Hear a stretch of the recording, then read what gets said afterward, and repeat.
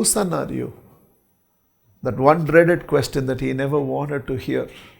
And the pastor asked him, whose son are you? Immediately Ben Hooper's face shrunk.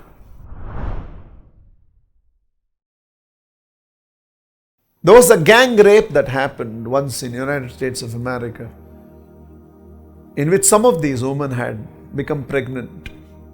Most of them aborted it, but one lady braved enough to say that if this is what God has done to me, then I'm going to carry that child and deliver that child and parent that child. And the child was named Ben Hooper. And the child grew up. And one of the things that he dreaded was when people used to ask him, who is your father? Because he had no clue who his father was. Not that he didn't have a father, he didn't even know who his father was. It became a complex to him and he felt so withdrawn about it. He never used to socialize. Any marketplace he goes and anybody, and they used to be, hey, you know this boy, he doesn't even know who his father is. Used to shatter him. A new pastor had come to the church in that town, and the news was that his sermons were very soothing. So a lot of people who were genuinely interested in this kid, Ben Hooper, started encouraging him to go to the church, to listen to the sermon, saying that it will make all the difference to you. And he started going to this. He used to be the last person to enter after the sermons begin, sit in the last row. And when he knows it's going to end, he will leave before anybody notices him. One day he was so engrossed in the sermon that it got over and he forgot to get up and leave. And there was a crowd around. He was trying to hurry his way through. Just then he experienced the warmth of a gentle hand on his shoulders. He turned and he saw the pastor was standing. And the pastor asked him, I've been seeing you only for the last few weeks. Whose son are you? That one dreaded question that he never wanted to hear. And the pastor asked him, whose son are you? Immediately Ben Hooper's face shrunk.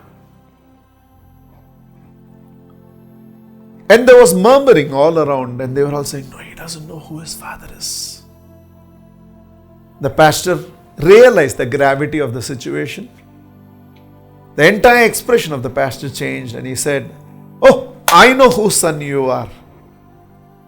Your identity is unmistakable. Ben was shaken. Even my mother doesn't know whose son I am.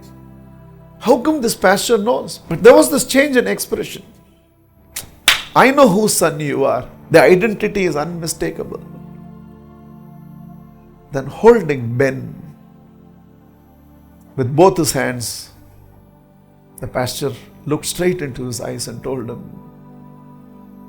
I pity all these people. They know their mortal father.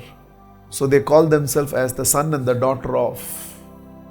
How lucky you are. You don't know your mortal father, so you have to live your life as the son of God. You're God's child. And what an inheritance to live up to. To live your entire life as God's child, what an inheritance to live up to. The pastor just gently patted him on the back and said, go, my son. Go and live your entire life worthy of being the son of God.